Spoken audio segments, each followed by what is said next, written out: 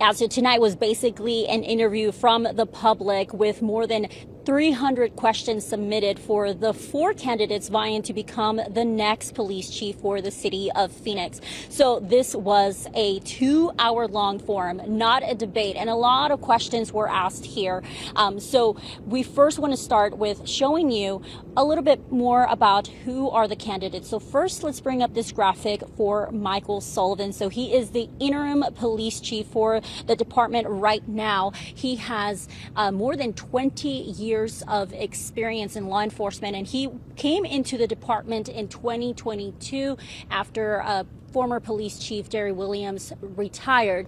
Now, the Phoenix city manager bringing Sullivan in for after former chief Jerry Williams retired due to his experience with DOJ oversight at his prior shop in Baltimore.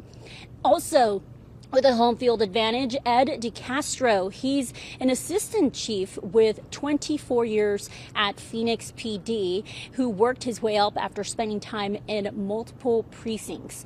Mesa Police Assistant Chief Ed Wessing, hoping to jump over to the other side of town after spending 29 years in Mesa. He also served 6 years in the Marine Corps. Now, the 4th candidate is Casey Johnson. He has 23 years of experience under his belt with the Oakland, California Police Department, where he is currently a deputy chief.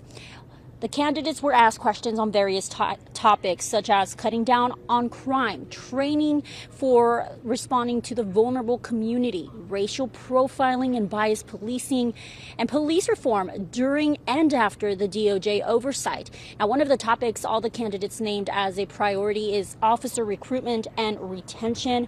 Here are part of their responses on how they plan to improve that issue.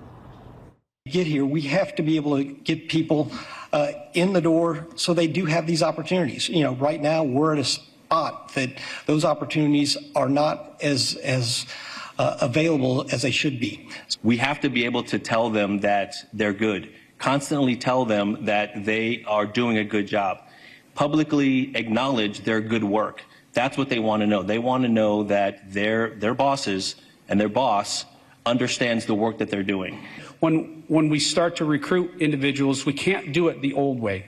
We have to look at new innovative ways to get to the right demographic, and that's that younger, new generation of officers, and they think differently than we do. We can no longer continue to do it the way we've always done it. So let's work with our community resource officers to get these kids when they're in middle school. Start to let them know that the Phoenix Police Department is an amazing department. Have them look up to the officers that are working with them. Once we're able to recruit those officers, now we have to look at how do we retain these officers. And like you heard, all of the candidates are basically on the same page about how to bring in some new recruits and attracting them with trying to go into the younger crowd as well, and then training them up pretty early. And also with the retention, is really about boosting morale for all of the candidates here, just kind of showing and showcasing the hard work that the officers do. So they say boosting the morale will definitely help with retention, and also offering some more incentives. So the training is also a big part that they all have been saying. There's a lot to unpack from tonight's forum. Again, it was 2 hours long.